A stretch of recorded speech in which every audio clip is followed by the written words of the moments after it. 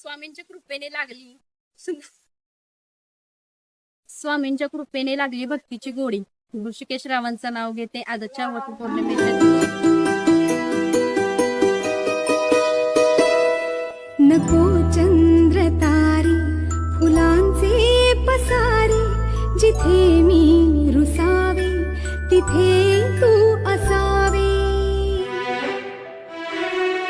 तुझ्या पावलांनी मी स्वप्नात यावे, नजरेत तुझ्या स्वतःला पहावे.